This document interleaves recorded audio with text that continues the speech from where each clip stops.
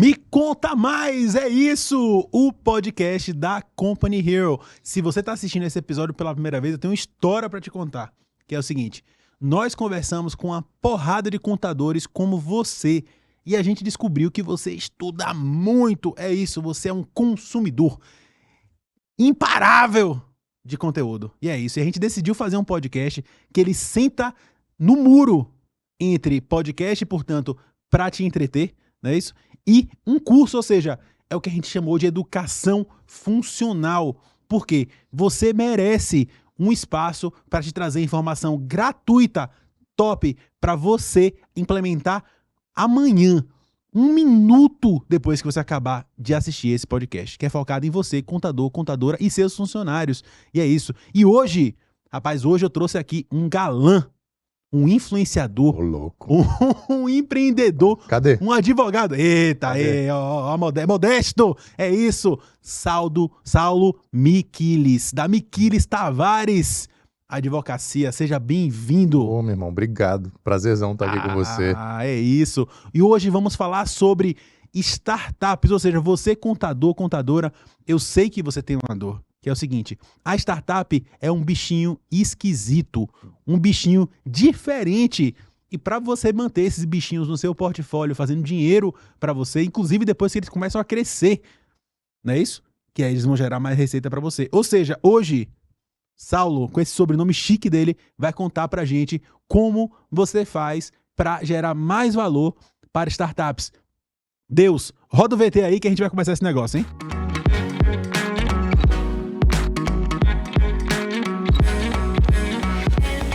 Me conta mais.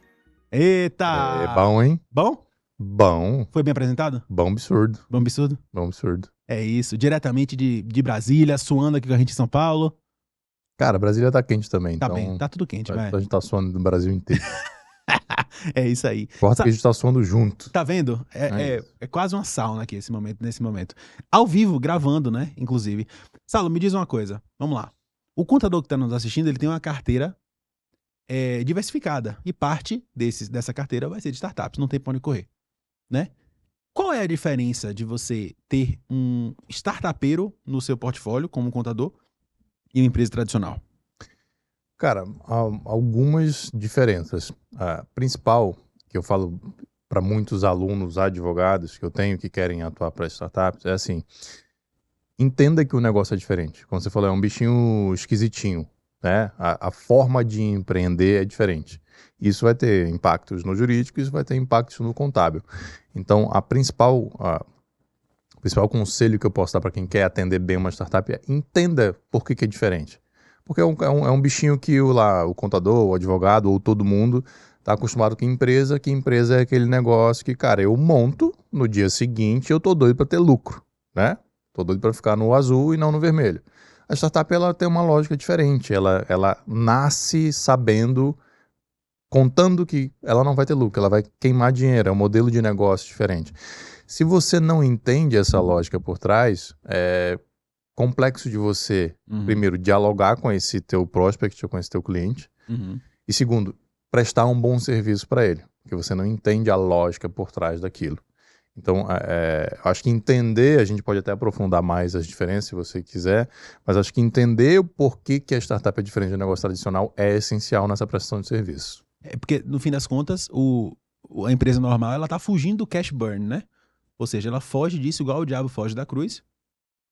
E a startup não, ela quer o que ela tá buscando, aceleração rápida. Perfeito. E para isso ela testa, né? Ela faz o que a gente chama de experimentação, a validação, o famoso MVP. Então a lógica é diferente. A lógica é: deixa eu testar, ver se essa minha ideia, essa tecnologia, esse modelo de negócio, que quer que seja que eu esteja testando, funciona em uma micro escala, em um microambiente, com poucos clientes, num ambiente controlado. Ali eu vou iterando, tentativa e erro, tentativa e erro, tentativa e erro, até que eu chego a um modelo razoável para eu sair desse ambiente controlado e crescer um pouco mais, né? E aí buscar a escala. Nessa primeira fase aqui, que a gente chama de early stage, grosso modo, 99% das vezes a startup vai estar queimando dinheiro, ela não vai estar tendo lucro e está tudo bem para ela. Ela sabe disso, ela está contando com isso, o investidor sabe disso, todo mundo sabe disso, todo mundo está contando com isso.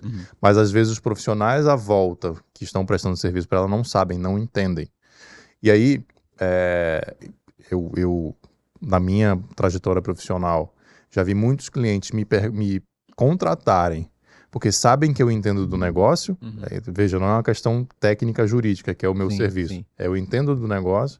E já vi muitos clientes também dizerem para mim que deixaram outro advogado porque ele dizia que entendia, mas não entendia. Então, eu tenho certeza que eu posso aplicar a mesma regra para o contador. Excelente. Entendeu? Que esse diálogo entre o founder de startup e o founder de startup, normalmente ele é um cara muito pesquisador, muito inteligente, e ele sente logo se quem está do lado da mesa sabe ou não o que está falando. Opa. Entendeu? Então, ele vai saber logo se o contador que está do outro lado já atendeu uma startup, se entende essa lógica, e se não entende, ele vai atrás de outro. E existem contabilidades especializadas aí, né?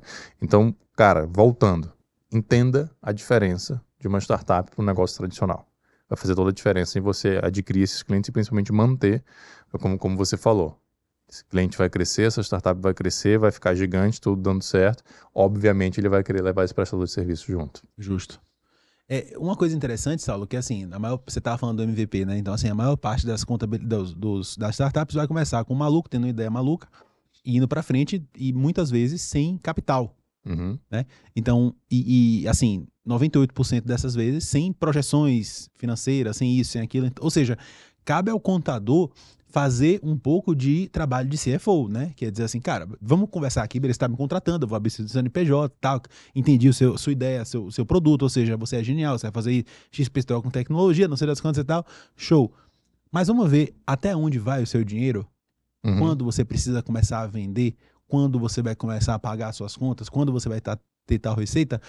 Então, é um pouco do que você falou, né? Então, assim, entendo do seu mercado, e não necessariamente no seu caso, uma assessoria jurídica sempre.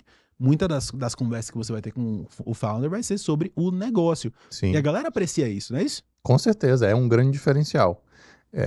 Como eu tenho empresas e como eu fui advogado de aceleradora, enfim, desde 2016 eu estou inserido nesse mercado, a conversa de um igual para igual no sentido de que, cara, você sabe exatamente o que eu estou passando, por você ser empresário, por você entender de startups, o meu papel de conselheiro, ele fica muito mais valorizado, ele tem um valor agregado muito maior. E boa parte das conversas são sobre questões não jurídicas. Entendeu? Cara, eu ouço demais essa frase, Malci. Pela sua experiência, vírgula, aí vem a pergunta. Entendeu? O cara não quer só o meu conhecimento técnico. Isso aqui é dado, isso aqui é commodity. Pela sua experiência nesse mercado, me aconselhe nesse sentido. Qual o valor da minha startup? Quando é o melhor momento para fazer um fundraising? Como é que eu faço com uma relação societária? Que tipo de investidor é bom? Você já se relacionou com esse ou com aquele fundo? E, de novo, a analogia vale para a contabilidade. Advogado e contador são dois grandes parceiros de um empresário, de qualquer empresário, seja de startup ou não. A minha visão nessa prestação de serviço, tem advogado para todo lado, assim como tem contador para todo lado. A gente precisa se diferenciar. Então, como que a gente se diferencia e agrega valor? É justamente assumindo esse papel de conselheiro, né? De alguém que entende do negócio do cara. Como você falou, eu não vou aqui ser aquele contador que vai emitir um boleto para você e tá tudo certo e... Cara, deixa eu fazer um CFO, deixa eu te oferecer um BPO do teu financeiro, né? Deixa eu entrar, olhar mais para o teu negócio, deixa eu te dar um insight, se você puxar daqui, apertar dali, vai fazer uma diferença enorme no teu faturamento, na tua lucratividade, no teu runway, que a gente chama, né? Galera, o mundo das startups é cheio desses nomezinhos esquisitos, né, Marcelo? Opa. Então, chique, né? Chique. O esquisito, o chique, o que quer que seja. Mas o povo inclusive, enxerga os relatórios financeiros de uma maneira diferente. Ele olha para o que se chama de runway, que é o seguinte: quantos meses eu tenho com esse caixa? Quantos meses eu consigo sobreviver com esse caixa? Entendeu? Então, se o contador, como CFO, como contador, como conselheiro dessa área financeira, dá um aconselhamento que muda o runway dessa startup em 3 meses a mais, em 5 meses a mais, cara, isso tem um puta de valor. Só que ele vai só conseguir fazer isso entendendo do mundo das startups e tendo um approach mais intencional, direcionado para essa assessoria mais ativa do que simplesmente aquela coisa mais passiva. É isso aí. E aí, é uma coisa interessante que a gente precisa ver no mundo da contabilidade, que é o seguinte, para você entender o tamanho desse mercado, tá? Então, assim, serviços estão crescendo absurdamente, é o que vai mover a economia, assim, cada vez mais é o que move a economia, efetivamente, né? E assim, você tem capitais inteiras no mundo, por exemplo, Canberra, lá na Austrália, o que o governo quer é que Canberra, que é a Brasília da Austrália, que seja a capital das startups, assim como Berlim, assim por diante, né? Ou seja, é uma coisa que move muito dinheiro, muitas pessoas, né? Muitos profissionais e que existe muito espaço para isso. Ainda é uma participação muito pequena da população, dos empresários que mexem com coisas de startup, né? Quando eu saí do Brasil, por exemplo, quase não tinha espaço de levantamento de capital para startups, esse ecossistema todo em volta, né? Então, inclusive, estava vendo lá foi a Junqueira falando sobre isso, em uma das muitas palestras que ela fez. Ela estava dizendo que na época que o Nubank começou a rodar, que não tinha um ecossistema, não tinha um espaço, não tinha fundo, não tinha nada. Assim, né? Faroeste total. E aí, Saulo, eu queria, tendo em vista esse ecossistema crescente das startups, eu te pergunto, como é que você define uma startup? Posso só fazer um comentário antes de definir uma startup? Que você falou no ponto que é importante, que é o ecossistema. A gente está falando aqui em startup, contador atender uma startup, mas quando a gente fala startup, para nossa conversa aqui, a gente está falando do ecossistema como um todo. Porque esse contador, ele pode atender a startup, mas ele pode atender o anjo investidor, ele pode atender o fundo, ele pode atender a aceleradora, ele pode atender a incubadora, a venture builder. São todas empresas que gravitam ao redor da startup, que precisam todas elas de uma prestação de serviço diferenciado. E para que esse serviço de contabilidade seja diferenciado, todos eles, o meu primeiro conselho vale. Tem que entender como é que funciona esse ecossistema aqui, essa bagunça aqui. Entendeu? Então, muita gente pensa assim também, uma startup morre rápido, no começo tem pouco dinheiro, não vou entrar nessa não. Cara, é um ecossistema. Você quer atender o investidor? Não vai dar para dizer que o investidor não tem dinheiro. A aceleradora, o fundo de investimento. Então, tem todo um ecossistema aqui de potenciais clientes para esse contador que, na minha visão, ele não pode abrir mão. Entendeu? Dito isso, fechando parênteses, tua pergunta, o que é uma startup? Tem diversas definições. A minha é que startups são organizações que resolvem uma dor, um problema de uma pessoa, seja física ou jurídica, e que resolvem essa dor de uma maneira inovadora. E utilizam a tecnologia para fazer isso de maneira escalável. Legal. Tá? Essa é a minha definição, a definição que eu coloco lá no meu livro. Bacana. E aí é aquela história que, inclusive, faz o jabá do livro? Livro sobre o marco legal das startups. Tá esgotado, então assim, não vai Meu Deus! fazer jabá. Mas é um livro que comenta a Lei Complementar 182, que é o marco legal das startups, e que eu tomei o cuidado de fazer um livro sem juridiquês, assim, né? Sem ser aquela coisa pesada, que é justamente o subtítulo, que é um livro para advogados, empreendedores e investidores. Então, se você achar o livro por aí, você, contador, vale a pena, que vai te ajudar bastante na tua prestação de serviço. Excelente. E aí, agora a gente vai entrar exatamente mais esse assunto aí do ecossistema, que é o seguinte, vamos lá. Uma startup, ela só existe para ser investida, né? Dificilmente você vai ver por aí uma startup que cresce apenas organicamente. Vai ser exceção. Vai ser exceção. Seguir a trilha do Venture Capital, né? Exato. E aí, resultado, o cara, desde o primeiro dia, ele tá sonhando. Quando ele sonha, ele tem um sonho bom, é quando alguém investe muito dinheiro nele. Quando ele tem um sonho ruim, é quando alguém investe muito dinheiro nele com múltiplo ruim, né? Basicamente é isso. Mas, Saulo, e aí a gente precisa... A ideia é que a gente eduque o contador do outro lado na seguinte coisa. O que um contador pode fazer para deixar o cliente dele feliz para que a empresa esteja pronta para ser investida por um investidor? Legal. Eu vou dar um passo atrás para responder a tua pergunta. Porque a gente começou a falar disso e não terminou essa história. A startup, ela vai buscar fazer essa validação, os testes, etc., para depois buscar uma escala. A gente falou isso e falou que ela está queimando dinheiro aqui no começo, beleza? Quando ela acha esse sweet spot em que ela entende que está pronta para crescer, para escalar, E até mesmo antes disso, ela está queimando dinheiro. Alguém tem que pagar os boletos, certo? Uhum, correto. Assim, ainda não existe essa história de startup pode ter inventado tudo, mas deixar de vencer boleto, deixar de vencer boleto ainda não inventaram. Quando inventarem, essa pessoa vai ficar trilionária. Tem uma camisa, né, que tem assim, lute como um boleto, porque ele sempre Ele vence. sempre vence. Boa. Então é o seguinte, alguém tem que pagar a conta dessa brincadeira aqui. Quem paga as contas da startup nesse modelo que a gente está falando é uma indústria que surgiu por conta disso, a indústria de Venture Capital, que é a indústria de investidores que investem em startups. Só que tanto a startup quanto esse investidor, eles não estão em busca de um lucro como a gente vê na empresa tradicional, que a gente comentou. Eu abro minha empresa, eu abro uma cafeteria, eu abro um estúdio como esse, cara, eu quero lucratividade de X% sobre meu faturamento no final do mês. Não é assim que funciona a lógica da startup. A lógica da startup é a escala com equity. O que quer dizer isso? Eu criei um modelo de negócio aqui nesse meu mundo pequeno, fiz um teste, mas que eu espero que ele escale para o Brasil inteiro, para a América Latina, para o mundo. O valor está aqui nessa escala. Então, esse investidor, ele também não quer lucro. Ele quer ter participação societária nessa startup, porque hoje ela vale R$100 mil, mas amanhã, quando ela conseguir escalar para o Brasil inteiro, ela vai valer R$100 milhões.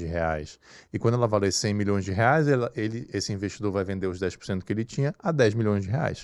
Entendeu? Então ele investiu 100 mil, 200 mil, 300 mil, mas ele quer vender a 5, a 10 milhões.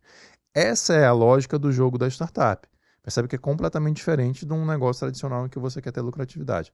Então, quem financia essa indústria aqui é a indústria de Venture Capital. São investidores profissionais que estão buscando investir em negócios que têm potencial de escala, mas ele não empresta dinheiro no sentido de que ele quer o dinheiro dele de volta com juros e correção monetária.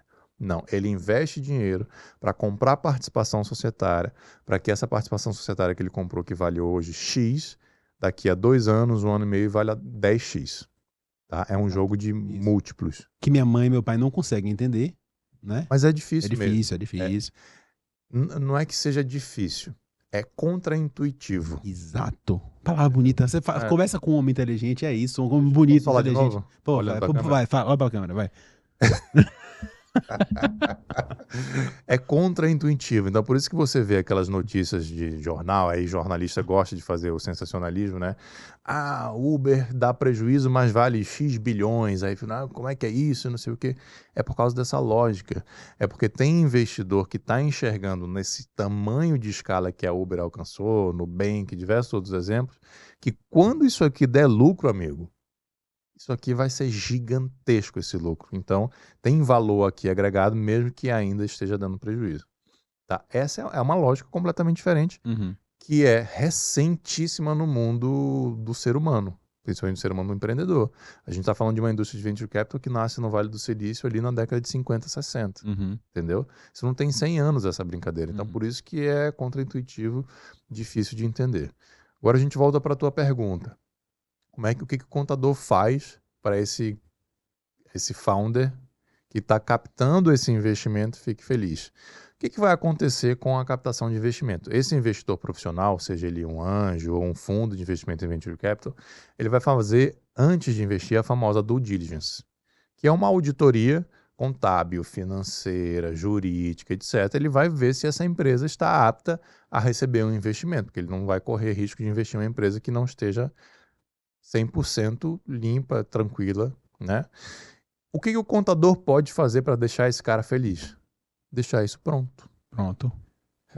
Balanço patrimonial perfeito, DREs já bem feitas, já ter uma prática de relatórios financeiros trimestrais ou semestrais, para que não precise... O que acontece na maioria dos empreendedores brasileiros falando de startup? Estou aqui naquela bagunça, aquela maluquice, vendendo almoço para comer, jantar, etc. Opa, consegui um investimento.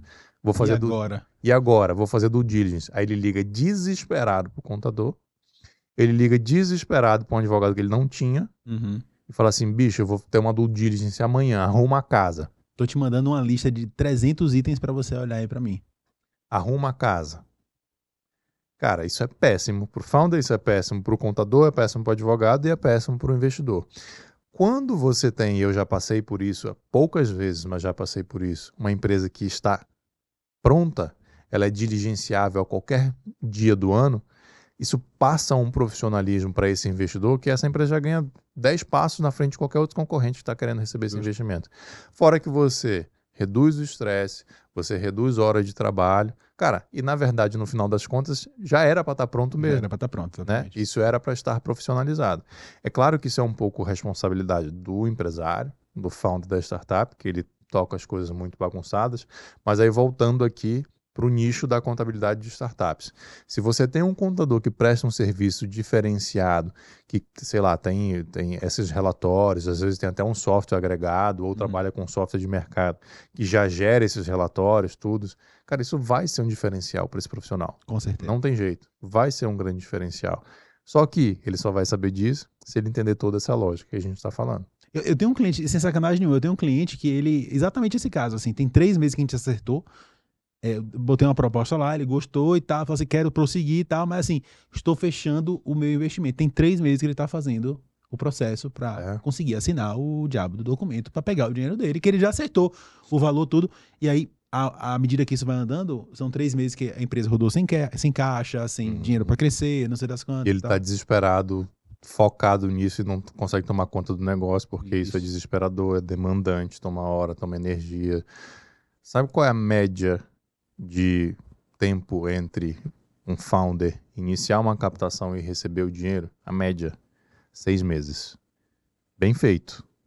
Essa é uma média de 6 meses que esse processo leva. Então, a due diligence, ela pode levar 3 desses 6 meses. Entendi. Entendeu? Se tiver bagunçada, vai levar 3 ou mais. Cara, o contador conseguir resolver isso em muito menos tempo, maravilhoso. Maravilhoso. Maravilhoso. Inclusive, assim, o conselho seria o contador ter um contato constante com o cliente. Eu passei por isso, né? Então, assim, ter um contato constante. E aí, quando eu viro para ele, falo assim, cara, a gente vai começar potencialmente a levantar fundos daqui a pouco. Ele fala assim, opa, beleza, quanto tempo é? Vai ser 9 meses daqui para frente? Então, vamos... daqui para lá, todos os itens estarão batidos. Ele, inclusive, já tem uma lista das coisas. Ele já sabe. Já né? tem que saber, né? E aí passa uma segurança muito grande para o cliente. Não é isso? Sim. Mas eu teria ainda uma outra abordagem. Eu acho que essa é uma abordagem. E a outra abordagem é... Malci, você tem uma startup? Vamos fazer o seguinte, você tem aqui o meu pacote de contabilidade para startup, etc e tal. A gente tem um item da minha prestação de serviço aqui que é o seguinte...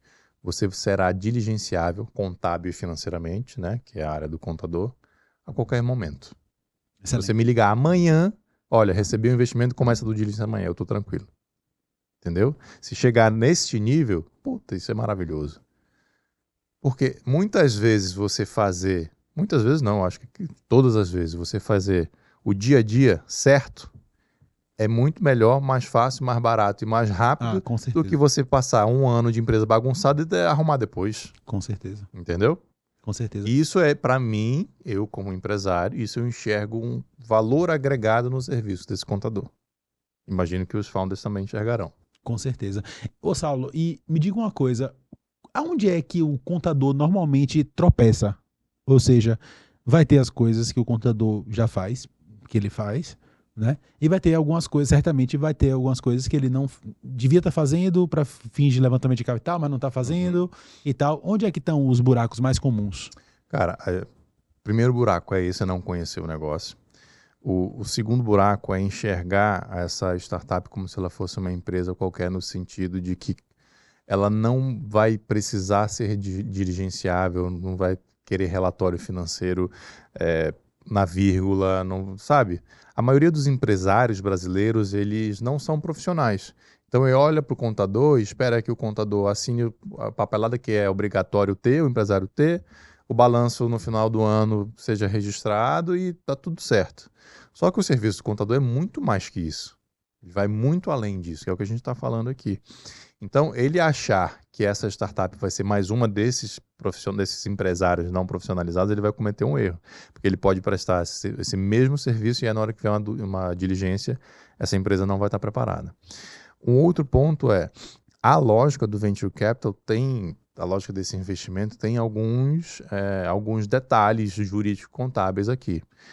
O primeiro deles é que, normalmente, O investimento que a gente está tratando aqui, ele é materializado através de um contrato que chama mútuo conversível em participação societária.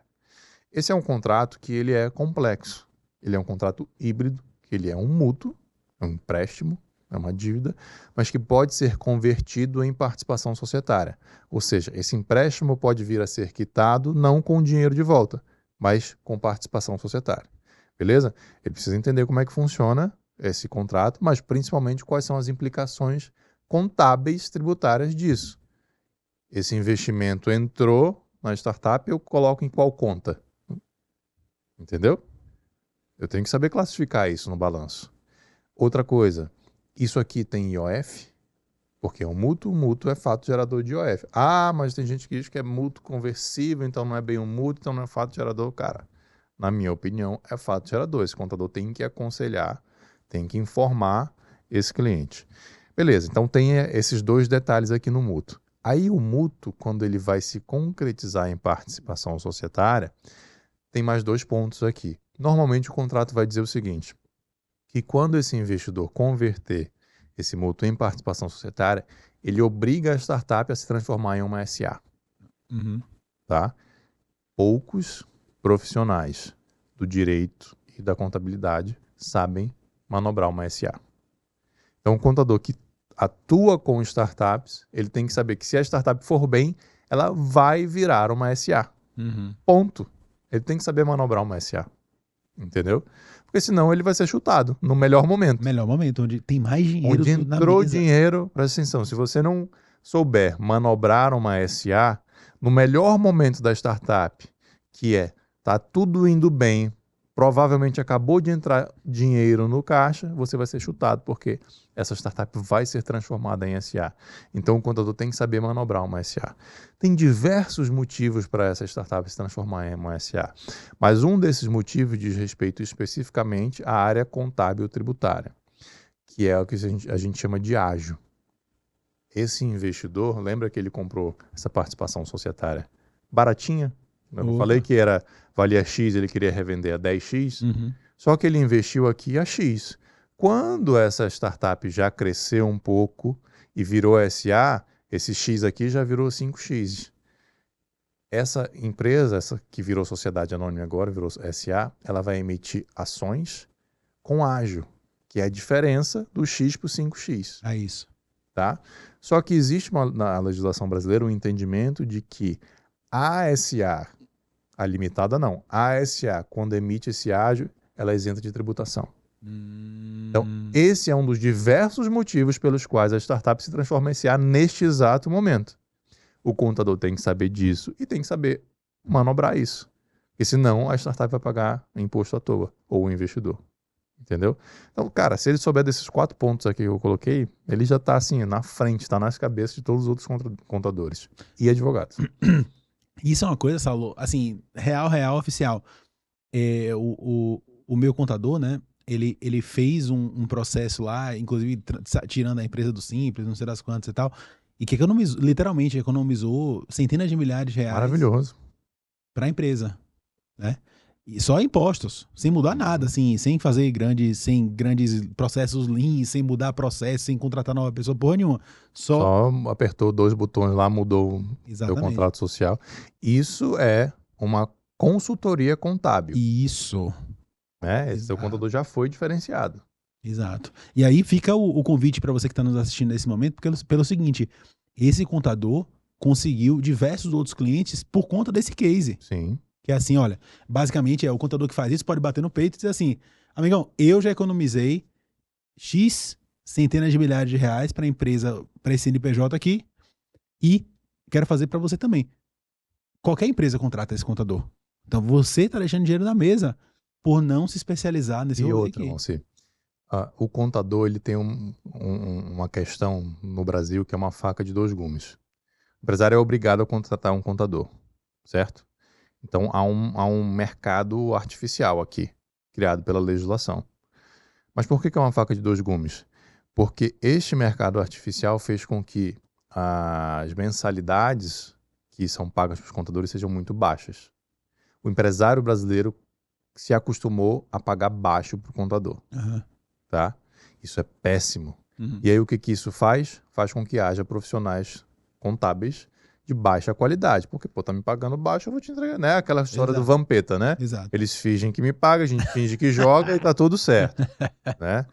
O que que acontece? Como existe, é muito difícil para um contador conseguir se diferenciar e aumentar o ticket dele. Essa é uma dor que eu compartilho com os contadores. O teu contador, quando ele vem para uma consultoria tributária, ele consegue virar para o empresário e falar assim, eu vou te cobrar X% do que eu reduzir do teu custo. Exato. Entendeu? Ele aumenta o ticket dele enormemente e é um pitch perfeito para o empresário, porque o empresário não vai tirar dinheiro do bolso. O empresário não quer pagar mais para o contador dele, Uhum. certo? Agora, quando você fala assim, você vai me pagar X% do que eu vou te economizar, ou seja, você ainda vai estar economizando, mas vai estar me remunerando, pô, ele agrega valor e o ticket dele vai lá em cima. Então, um grande diferencial isso aqui. Fantástico, fantástico. E um outro grande diferencial que eu queria dizer para você nesse momento é o seguinte: independente se está no começo da jornada ou quando a empresa vira SA, o que é importante é que você, contador, não abra o CNPJ no endereço do seu cliente, da casa do seu cliente. Não faça isso. Porque imagina só, chegar lá no momento de investimento, tem lá o endereço do negócio na casa do empreendedor. Não faça isso. Você tem o maior provedor de escritórios virtuais do Brasil, que é a Company Hero. Sabia disso? Sabia não. Porra, é foda, a galera é foda. Tem endereço em todos os Tu me lugares. chamou pro podcast do maior, foi? Maior. Eita, não tem nem roupa pra isso. É isso. Que beleza. Brasil inteiro, Saulo. Tem endereços fiscais no Brasil inteiro, os melhores endereços do Brasil. Avenida Paulista, 171. Avenida... É foda. Tem lá em Brasília também? Rapaz, produção, bota na tela aí, por favor, se tiver. Com certeza vai ter, né? Porque tem nas cidades mais importantes do Brasil. Então pronto, Assim por então diante. temos. É isso. Inclusive, tem um outro podcast com o sócio do Saulo, que vamos falar sobre holding. E aí ele ficou emocionado também quando a gente falou que tem lá no Amazonas Pô, o endereço. eu vou deixar o Léo Falar. falar sobre essa questão do Amazonas no planejamento patrimonial, porque, aliás, o Léo vai dar uma aula. É Eu sobre recomendo. isso. O cara sabe tudo. É isso. Então, assim, você que está nos assistindo, não seja uma alma cebosa, não deixe seu cliente botar o endereço da casa dele na abertura do CNPJ. Ou então, quando fizer qualquer alteração contratual mais para frente, bota um endereço decente no negócio. A gente sabe que a maior parte das startups não vai ter um escritório. Uhum. Quando tiver escritório, vai ser um coworking em algum lugar Endereço obscuro fiscal, do mundo. uma coisa assim, que aí vocês já vão proporcionar, né? É isso. Porra, aí já chega, se tiver qualquer correspondência, chega, a pessoa escaneia, manda por e-mail. O negócio é filezinho. Bom. Né? Bom demais. E aí, beleza. Aí falamos, vamos lá, né? Botando em perspectiva de novo.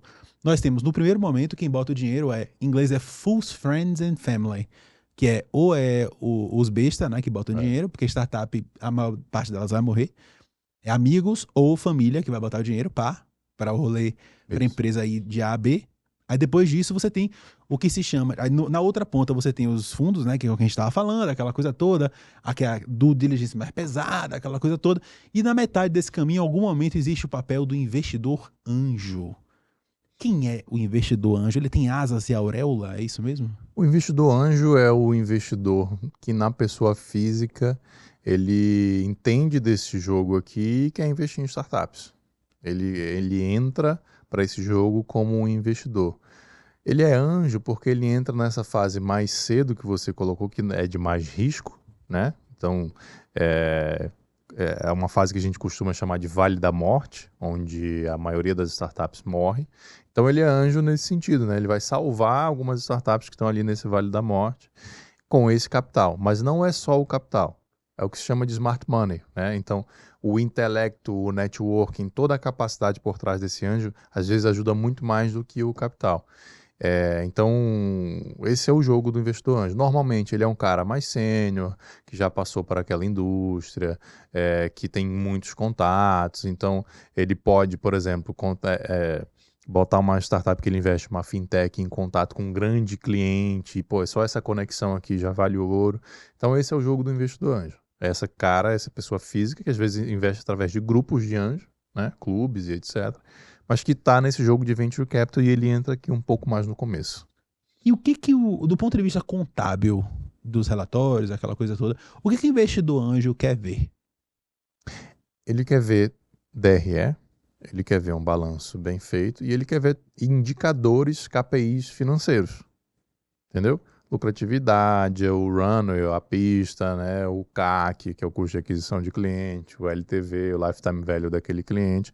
Então, todos os indicadores financeiros que vão ajudá-lo a tomar a decisão de investimento ou não, além dos documentos e relatórios financeiros e contábeis. E aí, esses, obviamente, que DRE e balançam, né? São documentos bem básicos. São mais assim, triviais, É, exato. Triviais, olha. Rapaz, é muito. Toda vez que eu converso com o Saulo, eleva o meu nível cultural, Viu assim, de só? uma forma absurda. Me sinto elevado, né? Mas olha só, a gente está falando de DRE como um documento trivial, porque deveria ser, assim, o trivial, Uhum. o beabá, o básico. Mas muitos deles não são bem feitos ou não estão condizentes com a realidade. Uma DRE bem feita e condizente com a realidade é um instrumento maravilhoso. Você está entendendo? O ponto é, a maioria das vezes quando existe a DRE, às vezes ela não existe, mas quando existe ela não está batendo com a realidade. Ela não vale de nada. Justo, justíssimo. E aí você falou uma outra coisa que são os indicadores, né? Então, normalmente os indicadores, eles são ou feitos pelo... É o empresário que pede para o contador, ou se já tiver uma pessoa no financeiro ali, a pessoa vai entrar nos RP da vida, puxar o número, não sei das quantas e tal, né? Para gerar os indicadores. Ou vai ser feita pelo próprio empreendedor, ou vai ser feito por um BI. Uhum. Esses indicadores, assim. O mais apropriado é os indicadores saírem dos contadores? Eu não diria que é o mais apropriado. Eu acho que eu não tenho capacidade para te responder se isso é mais apropriado ou não. O que eu vejo do ponto de vista mercadológico, se eu fosse um founder, talvez eu não tenha ainda caixa para contratar uma pessoa para o meu financeiro, para pilotar isso, para gerar isso tudo para mim. Se eu tenho um contador que me agrega serviço e faz isso tudo para mim, eu vou achar maravilhoso. Entendeu? Eu tenho um contador que entende do software do ERP que eu uso, que está conectado, que tudo é feito por esse software. Ele consegue garantir para mim que os relatórios gerados por esse software estão bem feitos, perfeitos. Cara, maravilhoso. Entendeu? Fantástico. Inclusive é uma forma de fazer um cross-sellzinho dentro da contabilidade, né? Lógico. Que assim, É isso. Bota o BPO lá dentro e... é um BPO com BI, assim, tipo assim, olha, eu vou te cobrar esse valor aqui a X a mais, eu vou te entregar os indicadores que você precisa para o seu levantamento de capital, porque é muita coisa. Inclusive, diga-se de passagem, tem 4 meses que eu tô conversando consistentemente com empresas, converso com pelo menos 2 empresas por semana, senhoras e senhores, e os empreendedores, os gestores não têm clareza, Saulo, das métricas. CAC, ticket médio, LTV sobre CAC, não sei das quantas, a galera não sabe. Quer ver uma outra coisa que pode ser um valor agregado para o contador? Quando o founder vai fazer esse processo aqui de fundraising, né, aquele nomezinho bonito de novo, captação, ele vai rodar no mercado de investidores pedindo investimento. Achei que você fosse falar rodar a bolsinha. Eu vi saindo da sua boca Eu isso. ainda fiz assim, né? Exatamente. Me veio essa expressão. Mas como esse é um podcast da família brasileira, Opa, eu não pude... traz a margarina aí pra Pois é. olha, tá a margarina aqui na mesa. Então, o founder, ele tem que ter um plano de fundraising, um planejamento que envolve uma parte financeira. Essa parte financeira vai dizer o quê?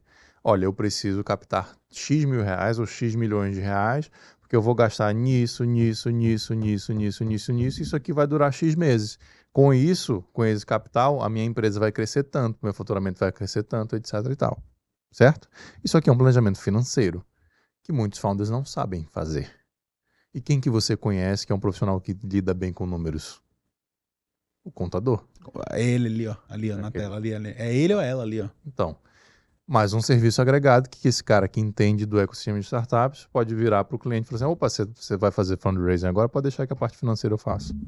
Fantástico. E aí, galera, ó, a grande metáfora aqui, ó, que deixaram aqui do... Olha o tamanho dessa garrafa de água. Isso, Olha a rapaz. abundância disso, ó. Ó, 2 palmos de mão aqui. É o seguinte, contador, você tem que ser com essa garrafa de água. Eu não consigo entender a pessoa que tem uma garrafa de água, né, Cacau, desse tamanho assim, mas, assim, para fim dessa metáfora, tá ótimo, porque assim, ó, é uma abundância que você pode contar com essa garrafa para qualquer momento no seu dia, entendeu? É como o seu contador deveria ser, um canivete suíço. Ô, louco. Gostou? Gostei. Canivete suíço, garrafa de 5 litros de água, é isso. Para tudo, inclusive para o BI, para os indicadores, para levantamento de capital, para tudo. Não é isso? One Stop Shop. One Stop Shop, meu Deus, sempre subindo o meu nível. Nessa senhora! É sobre isso! Fantástico! Que somos os reis das metáforas, entendeu? Você é um cabra inteligente com essa sua inteligência baiana, né? Entretendo as pessoas. Edutainment. Gostei, gostei. Saulo, instrumentos contratuais. Uhum. Ou seja, desse ponto de vista ali, dos instrumentos contratuais, o que o contador precisa saber para tocar no coração do cliente dele? Cara, ele precisa saber que normalmente o contrato vai ser o mútuo conversível, que a gente conversou aqui, que mesmo que haja um outro contrato, ele vai seguir essa mesma lógica de que é um investimento que pode ser convertido em participação societária. É óbvio que ele não precisa entender do contrato em si, senão ele até vai tirar meus clientes. Aí já temos um limite aqui, amizade, né? tem Só que entregando limite. ouro também vamos respeitar nessa parte. Mas ele tem que saber a parte contábil e fiscal, as repercussões contábeis e fiscais disso. Esse aqui que é o ponto principal. E a gente já acabou que meio que conversou sobre isso, né? A questão do IOF, como é que você lança, qual conta contábil que você lança esse recurso, como que você tira depois esse recurso, que era um mútuo, depois virou uma venda de participação societária. Então isso aqui vai andar nesse balanço. A questão do ágio, a questão da pilotagem da SA. Então esses são os pontos principais que vão decorrer desse contrato. E aí ele entender a lógica num primeiro momento. E aí tem uma história interessante que uma coisa que você fala para os seus clientes quando eles entram no seu escritório sobre a importância do contador. Cara, eu assim, a gente na Miquilis Tavares, a gente atua com advocacia empresarial, então não só startups, mas é só empresas, certo? E a gente faz muito planejamento societário, planejamento patrimonial, fundraising, captação e etc. Acordo de sócios, então toda essa área societária, empresarialista, que eu preciso de ter um contador bom do meu lado, entende? Então, toda primeira reunião com o meu cliente, eu pergunto, você tem um bom contador? E, invariavelmente, infelizmente, ele faz assim... olha veja bem... bem e tal. E o que eu respondo para ele? Contrate um contador bom. Porque senão eu não consigo trabalhar direito, eu não consigo te entregar 100%. Porque contador e advogado empresarialista, eles andam juntos. Eles têm que andar juntos. Uma coisa que um faz repercute na seara do outro. Entendeu? Então eu não consigo fazer um planejamento patrimonial, começar a fazer uma holding para um grupo empresarial, sem um contador bom do lado me acompanhando, porque isso vai ter repercussões contábeis, vai ter repercussões tributárias e vice-versa. Entendeu? Então eu sou um cara que prego para todos os empresários, contrate um bom contador e um bom advogado, né? Às vezes tem alguns profissionais que enxergam até uma rixa, né, entre advogado e contador. Eu acho que a gente deve andar junto pelo bem do cliente. Cliente, cara, um cliente bem educado, ele contrata bom contador e contrata bom advogado. Precisa. Super importante. Até porque com alguma sorte vai valer centenas de milhões de reais. É isso. Que é uma coisa que minha mãe, mais uma vez, não consegue entender. Já tentei explicar para ela 573 mil vezes, mas tá tudo bem. Mas a hora que tu fizer um Pix de 10 milhões, ela vai entender direitinho. Então, é isso. A prova pra ela estará dada naquele Pixão, não é isso? Tributação de empresas tradicionais e de startups. Diferenças? Não vai mudar muito, tá? Normalmente essa startup vai nascer no Simples Nacional. A gente teve legislações que buscaram mudar isso, tá? Infelizmente essas legislações não foram para frente, que era o Inova Simples. Inova Simples foi uma legislação que deu uma rasteira em muitos empresários, em muitos contadores e muitos advogados que não ficaram atentos. Por quê? O Inova Simples dizia que essa empresa, essa startup que estava nessa fase de MVP, o cara poderia abrir a empresa dele na hora, online, preenchendo o formulário no site do Redsim. Beleza? Você entrava lá, 5 minutos, botava seu CPF, nome, etc., cuspiu o teu CNPJ na hora. Na lei, no projeto de lei, ele dizia que o Inova Simples, essa empresa do Inova Simples, seria tributada como um MEI. Ou seja, pagaria lá um boleto único de 55, 60 reais por mês e estaria tudo certo. Lindo, maravilhoso. Isso era excelente, além de outros benefícios. Acontece que no trâmite na Câmara, essa parte do MEI foi retirada. Então o caboclo que abre o Inova Simples achando que tem esse benefício, ele não tem esse benefício. Uhum. E como para você ser do Simples Nacional, você tem que optar pelo Simples Nacional, ele não fez a opção pelo Simples Nacional, esse cara achou que tinha uma legislação que trazia simplicidade para ele, ele caiu no lucro presumido sem saber. Então ele se deu muito mal. Muito mal. Então, contadores e empresários, fujam do Inova Simples. Ele era bom na ideia, mas na prática ele ficou muito ruim. Dito isso, a legislação tributária não fez diferenciações entre regimes e sistemas ainda para startups e empresas tradicionais. Então, normalmente, essa startup vai nascer no Simples Nacional, é mais simples mesmo, na maioria dos casos é mais barato também, então tá tudo certo. O que vai mudar, de novo, é quando vier a transformação para a SA. E lembra que eu te falei que existem diversos motivos para essa startup se transformar em SA? Um deles era a questão do ágio, o outro deles é eu, quando sou uma startup, quando sou uma empresa que opto para me transformar para ser uma SA, eu sou desenquadrado do Simples Nacional. Uma empresa que é SA não pode optar pelo Simples Nacional. Sim. Então é por isso que esse investidor, ele chuta para frente essa conversão participação societária dele. Ele não quer ser sócio agora, por diversos motivos. Um deles é porque se ele entrar, como ele é um fundo, que é uma pessoa jurídica, e ele quer assegurar a governança corporativa da SA, ele tira essa startup do Simples. Então ele não quer isso agora, ele chuta isso para frente. Aí o contador tem que entender esse jogo e já preparar o founder. Olha, vamos preparar aqui o seu planejamento tributário, porque daqui a pouco, daqui a 6 meses, ano que vem, você vai ser obrigado a sair do Simples Nacional. Temos todos que estar preparados para isso. É isso. Temos que vender também a ideia, senhoras e senhores, para os clientes de vossas senhorias, que o Simples Nacional não é bom, né? Não é bom sempre, né? Tipo, não é bom sempre. Exatamente. Agora o coração parou 2 segundos aqui. Tá vendo? Funcionou. Dá para fazer um corte, né? Dá. É isso, um corte polêmico daquele tipo que o pessoal fica xingando, aparece os haters lá e tal. É bom isso, né, É Saulo? bom. É bom. Um engajamento absurdo. Simples Nacional não é bom. Em todos os casos. É isso.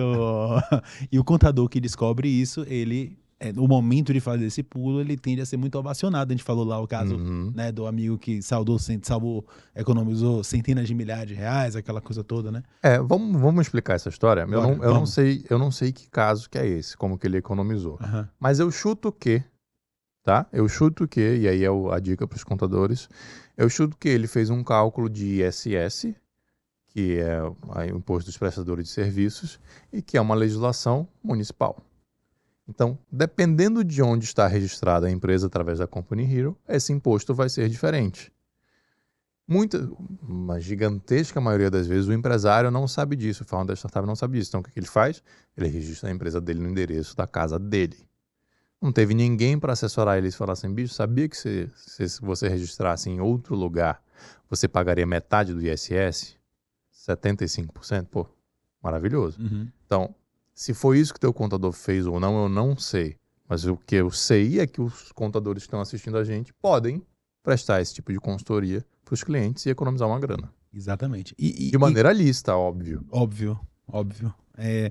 E aí, normalmente eu faria uma piadinha infame, mas como é um podcast da família brasileira, a gente não vai fazer, né? Tá certo. Essa questão da assimetria de informação, isso é muito sério, porque até carro... Assimetria de informação. Gostou? Ele diz que eu Subir seu nível? Aqui, né? É isso. Caraca. É gostoso? É de comer? É de comer, é de comer. Se você, por exemplo, carro, vai comprar um carro elétrico, tem estados, municípios que você não paga IPVA, zero, né?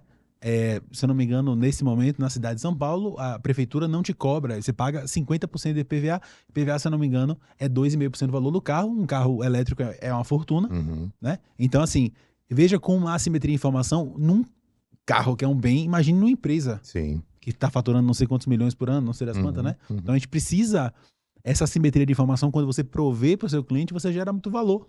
Isso no Brasil é uma maluquice, né? Exato. Como a legislação tributária brasileira é uma maluquice, a assimetria de informação vai ser sempre maior. Sempre. Quanto mais complexa a legislação, maior a assimetria de informação, né? Você conhece o caso do sonho de valsa? Não. Elucide. Elucidarei. Vá. Você é um consumidor de sonho de valsa? Sempre. Olha o meu tamanho. Então, gordinho assim, velho. Então você percebeu que o sonho de valsa ele deixou de ser um bombonzinho redondinho e ele ficou um pouquinho mais achatado. Opa. Você questionou, entendeu por que essa mudança? Eu entendi e eu achei incrível.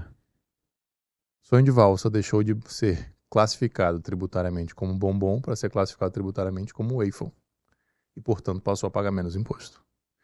Algum advogado tributarista ou contador que teve essa ideia e fez com que a empresa dona do sonho de valsa economizasse uma grana.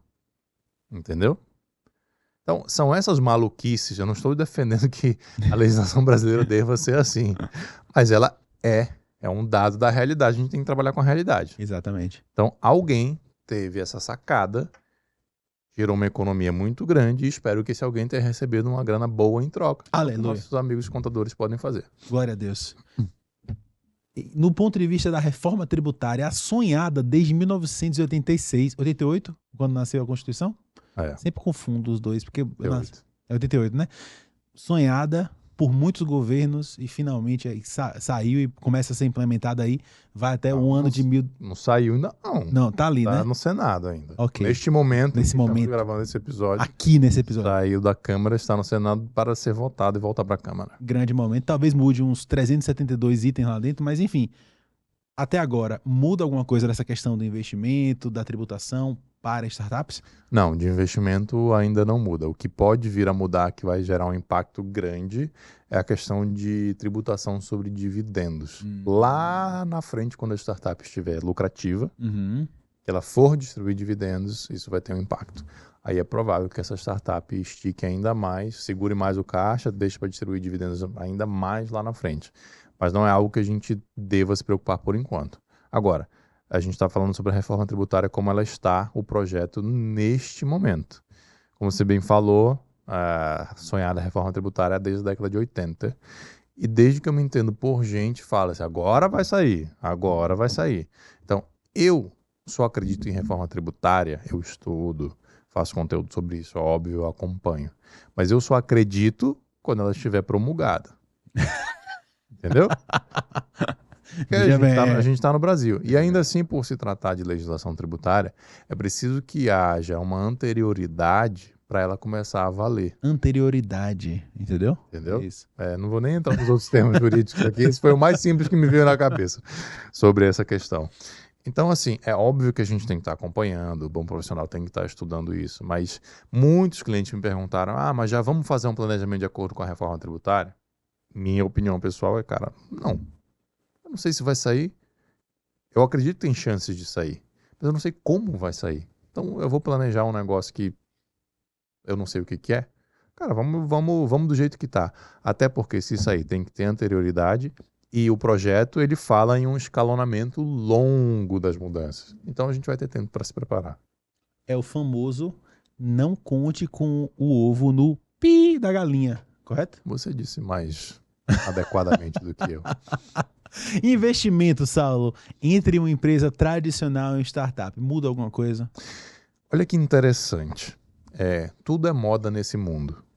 Até questões jurídicas, até questões empresariais, etc. As startups trouxeram algumas modas para o mundo das empresas tradicionais. Por exemplo, vesting, stock option, né? Aquela coisa de você começar a dar participação societária para os colaboradores da empresa. A outra moda foi investir em equity, troca de participação societária, fazer fundraising, né? Olhar para o mercado e falar assim, mercado, olha, eu tenho um negócio aqui muito bom que pode escalar, mas eu preciso de capital para fazer isso crescer. Uhum. Óbvio que isso já existia, mas era muito restrito Uhum. a pouquíssimos empresários e normalmente empresas muito grandes. Agora, cara, o que a gente recebe de cliente no escritório, por exemplo, muitas academias, redes de academia ou pequenas academias locais, que o cara quer fazer captação de recursos para ele expandir aquela rede dele. Diversos negócios que são absolutamente tradicionais, mas estão se utilizando agora desses instrumentos jurídicos, empresariais, para trazer essa mentalidade para dentro da empresa dele. Maravilhoso. Então a gente, contador e advogado, tem que estar atento a isso sim, porque esse movimento está acontecendo e é muito bacana. Inclusive, assim, um tema super importante, porque a questão do vesting do stock option, que é dar um pedacinho da empresa para pessoas excepcionais dentro do CNPJ. Isso dava outro episódio, hein, Malci? Pô, dava, é verdade. Não dava? Dava. Se ao menos houvesse um advogado bom para falar disso aí. Puta, velho. Vamos atrás. É um negócio muito importante, né? Muito importante. Muito. E o contador tem que saber. Tem. Ó, tem um questões cap tributárias, table, hein? né? Tem questões tributárias importantes envolvidas. É verdade, é verdade, é verdade. Eu queria fazer uma pergunta pra você que tá nos assistindo até esse momento. Curtiu? Tá curtindo? Eu vou deixar na tela o meu Instagram pessoal pelo seguinte. Eu quero saber, Saulo, o que foi a coisa mais foda que a pessoa aprendeu nesse podcast, Pô, eu também quero saber. né? Então, Será que ele consegue ir lá no meu Instagram e dizer também? bota nos dois, velho. Bota aí nas duas na tela, por favor, porque é aquilo. Parte desse podcast aqui, a maior parte desse podcast é agregar valor, como a gente falou lá no começo, né? Então, assim, se a gente sabe qual foi a coisa mais foda que a pessoa ouviu aqui, a gente consegue, inclusive, criar mais materiais de acordo com Perfeito, isso. Claro. Você tá aqui Feedback por eles, driven, né? por vocês. Por vocês e os seus funcionários. Gostou? Bem Rapaz, populista, né? Você é um cara popular, né? Popular. Popular, populista também. Tá em cima do muro. As duas coisas, entendeu? Então, assim, queremos saber qual foi a coisa mais importante, até porque é o seguinte, o grande tesão do negócio, a gente ficou, sei lá, 1 hora juntos aqui, se você conseguir, a partir do minuto posterior, aplicar alguma Perfeito. coisa, vencemos o jogo. Perfeito. Foi 1 hora Saímos que você gastou. vitoriosos. Saímos vitoriosos. É a hora que o amigo tá andando de bicicleta, correndo, lavando no louça, trânsito. limpando a casa, né?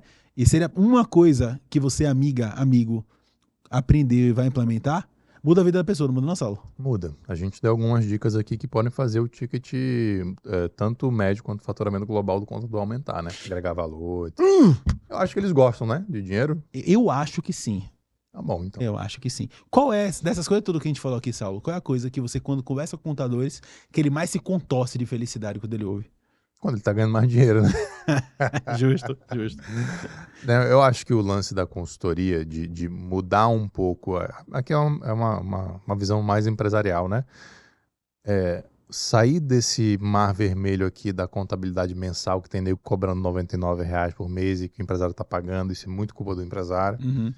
e tentar se diferenciar e ir para uma outra linha de que, cara, não, valor agregado, consultoria, diferenciação da minha percepção do serviço que eu faço, KPI, consultoria, BPO. Eu acho que o ouro tá aqui. Esse aqui tá extremamente ensanguentado, esse mar. Com certeza. Não dê pérolas aos porcos, Perfeito. dizia minha afinada avó, muito sábia, Dona Olga. É isso. Ela aprendeu com homem sábio. Era bem sábio o cara que falou isso. Quem foi que falou isso mesmo? Jesus. Foi Jesus? Foi. Ok, naquele livro grande, né? Ok, não dê pérolas aos porcos. Saulo, eu achei esse episódio incrível, você gostou? Curtiu, pô, pra caramba. Faz um coraçãozinho, Saulo. É isso, ó, coraçãozinho do Me Conta Mais, é isso. Me Conta Mais com Saulo Miquiles, é isso. Se você aprendeu, dá um gritinho aí lavando a sua louça, maravilha. Powered by Company Hero, o maior provedor de escritórios virtuais e seguros do Brasil. Pensa numa empresa linda. É isso. Company Boa. Hero. Bom demais. Pronto. É isso, vou te apresentar pro CEO um dia. Vamos lá. É isso. Minha gente, contadoras do meu coração, um beijo enorme no coração de vocês. Espero que vocês tenham amado este homem como eu amo. É isso. Beijos enormes. Nessa mesa só senta gente foda. É isso. Me conta mais. Maravilha. com Obrigado, vocês. meu irmão. Valeu. Partiu. Tchau, tchau.